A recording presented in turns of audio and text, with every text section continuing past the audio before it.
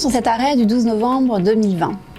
Vous l'avez lu, mettre en place un système DATI n'est pas suffisant en soi. Vous avez l'obligation de vous assurer que la télésurveillance assure une réaction et une intervention rapide sur le lieu de l'accident pour protéger votre salarié accidenté.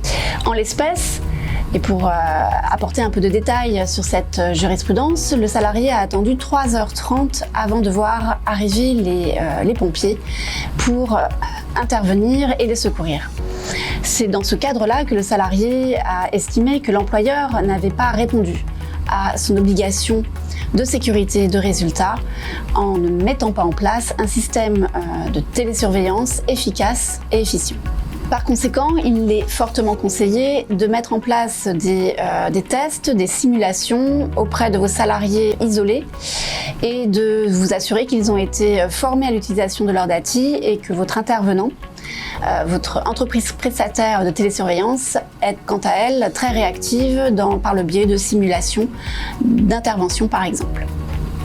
Toutes ces simulations devront être répertoriées dans votre plan d'action en prévention des risques et dans votre document d'inventaire des risques dans lequel vous aurez fait part de la mise à jour de vos process concernant le suivi des travailleurs isolés.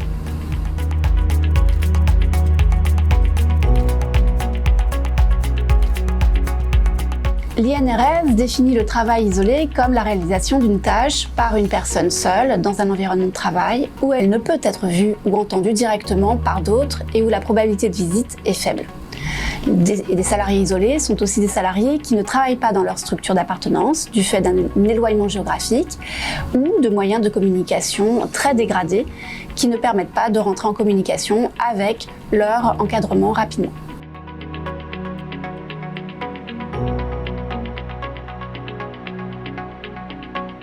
Le Code du travail n'édicte pas de règles spécifiques au travail isolé et l'obligation générale de sécurité pesant sur l'employeur est prévue à l'article L 4121-1 du Code du travail trouve à s'appliquer. Pour rappel, l'employeur doit prendre les mesures nécessaires pour assurer la sécurité et protéger la santé physique et mentale des salariés.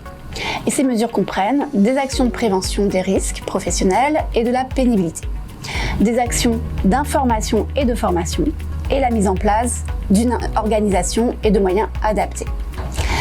Le décret du 20 février 1992 fixe des prescriptions particulières d'hygiène et de sécurité applicables au travail effectué dans des établissements par une entreprise extérieure, notamment par un travailleur isolé, et il prévoit que l'employeur doit prendre des mesures nécessaires pour qu'aucun de ses salariés ne travaille isolément, en un point où il ne pourrait être secouru à bref délai en cas d'accident.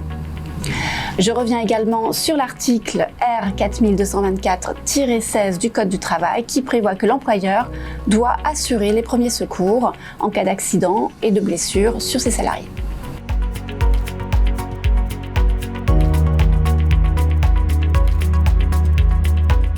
Le travail isolé n'est pas un risque à proprement parler. En revanche, il augmente la probabilité de survenance d'un accident ainsi que la gravité, car le salarié est souvent extérieur à l'entreprise et parfois mal orienté, mal accueilli et amené à prendre des décisions seul. Le travail isolé peut présenter une aggravation des conséquences en cas d'apparition d'un risque intrinsèque au salarié.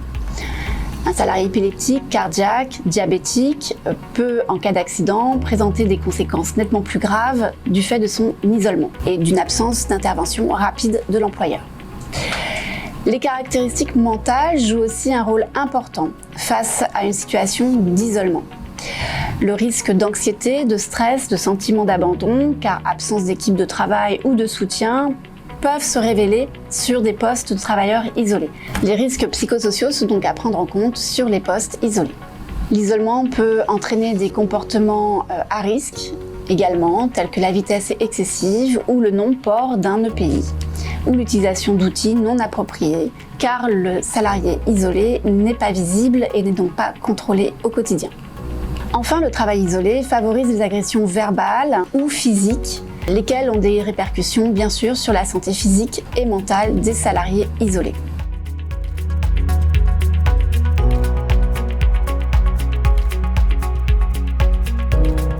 Il ne faut pas oublier que certains travaux sont interdits, du type les travaux en hauteur, le pilotage d'un équipement servant au levage de charge, les manœuvres de camions et engins, parce qu'il faut de la visibilité et en général, il faut être en binôme.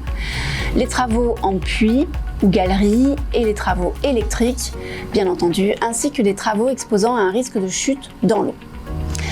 Les travaux effectués sur les ascenseurs également, les escaliers mécaniques, les trottoirs roulants. Concernant l'ensemble de ces travaux, il est donc conseillé de faire intervenir vos équipes en binôme.